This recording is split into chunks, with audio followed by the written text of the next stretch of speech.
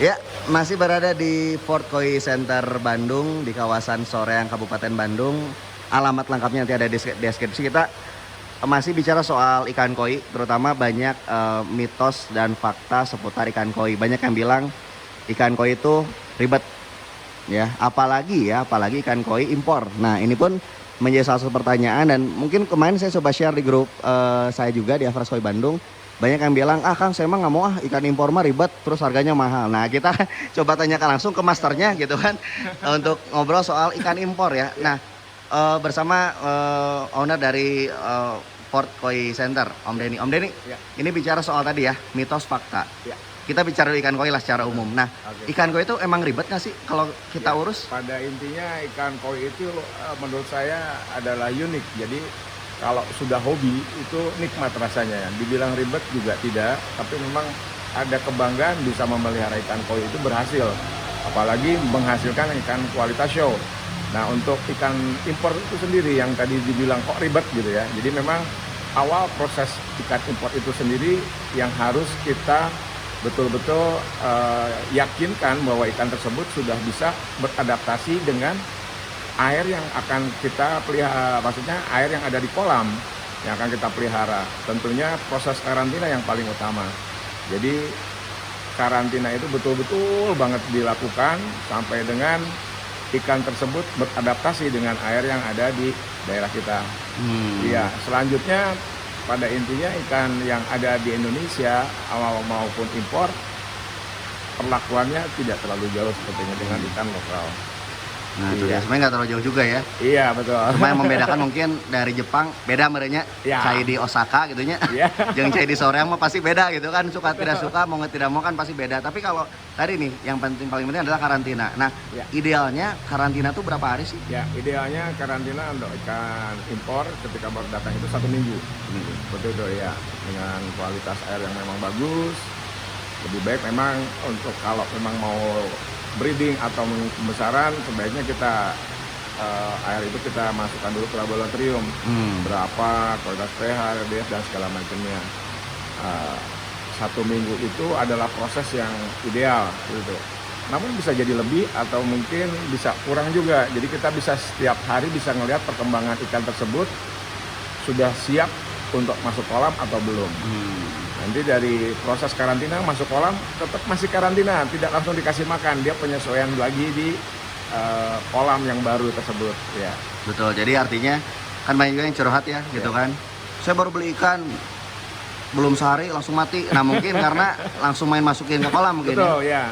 Apalagi ketika kita contoh mungkin banyak penghobi yang masih beli sifatnya satuan. Nah ini rawan memang. Proses satuan ini yang kadang-kadang menganggap bahwa di kolam tersebut sudah siap masuk ikan. Nah, lebih baik ikan dari manapun ketika datang mau impor mau lokal lakukan karantina penyesuaian dengan air.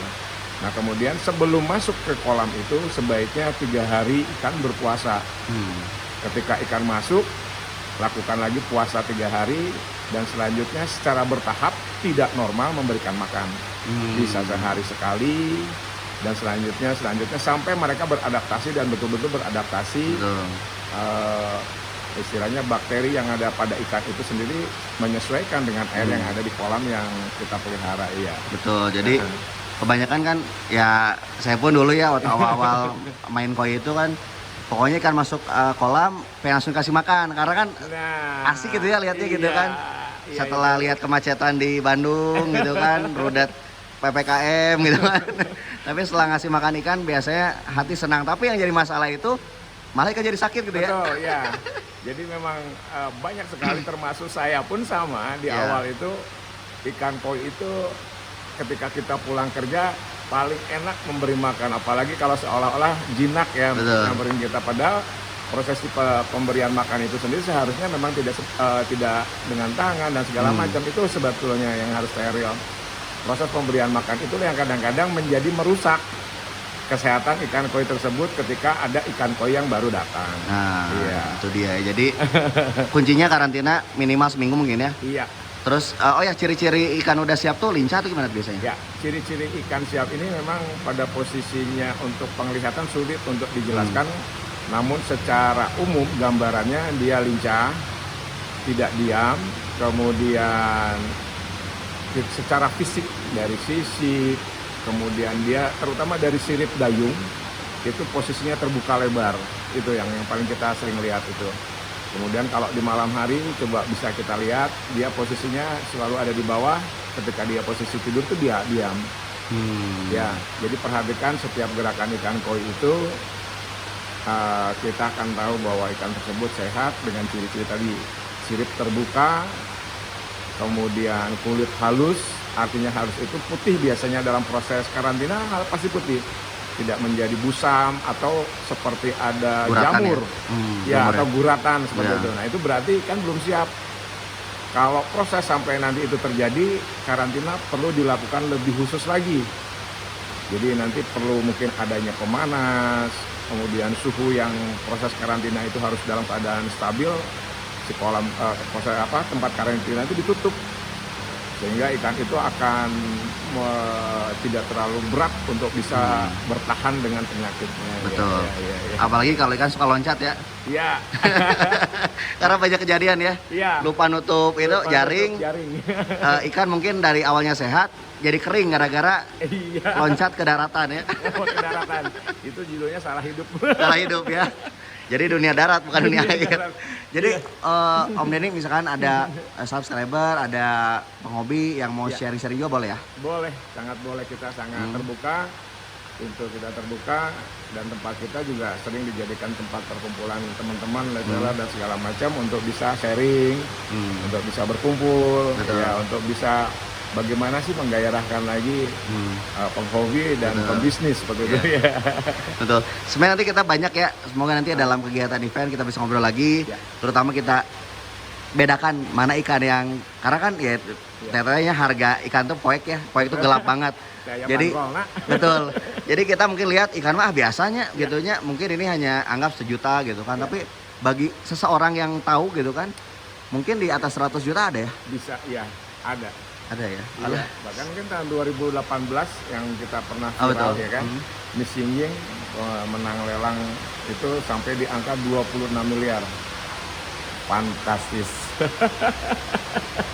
Sultan ya teman. Itu kalau matinya, kalau anggap ikannya mati gitu nya, jika prosesinya lebih ini ya, lebih sakral gitu ya. Dikremasi dia. Dikremasi juga ada ya. Siap, Om Denny terima kasih. Ya, semoga Om Denny sehat selalu, acaranya semuanya, kegiatannya, penjualan makin mantap lagi, ikan-ikannya semoga makin top juga ya. Amin, terima kasih. Haturan Om Denny. Sama-sama. Ya, kurang lebih seperti itu para subscriber, bicara masalah ikan ya, karena banyak yang bertanya, kenapa sih ikan tuh harganya mahal gitu kan, harganya mahal. Terus jenis-jenisnya ya, ada yang polosan, ada yang berpola ya, ada pattern-pattern tertentu, kohaku, sanke, kujaku yang lebih menimbulkan apa ya, unsur hikari ya. Saya coba lihat kujaku di sini ada nggak? Kujaku ya. Terus ada Kinmatsuba gitu kan, Ochiba tuh kan, tuh asik gitu kan. Dan memang ya itu dia, memilih ikan dan juga merawat ikan tuh harus sama cinta sih, betul sih, karena seribet apapun, secapek apapun, kalau dengan cinta akan enak lah pendengar ya. Para subscriber ya jadi pendengar PR artinya. Gitu ya kurang lebih ya. Nanti saya coba hadirkan lagi. Semoga Anda selalu sehat. Nanti deskripsi untuk nanya-nanya sama Om Denny langsung saya akan coba kasih di deskripsi ya. Oke. Terima kasih. Semoga Anda pada sehat ya. Tetap jaga protokol kesehatan dan sehat selalu. Haturun. Assalamualaikum warahmatullahi wabarakatuh.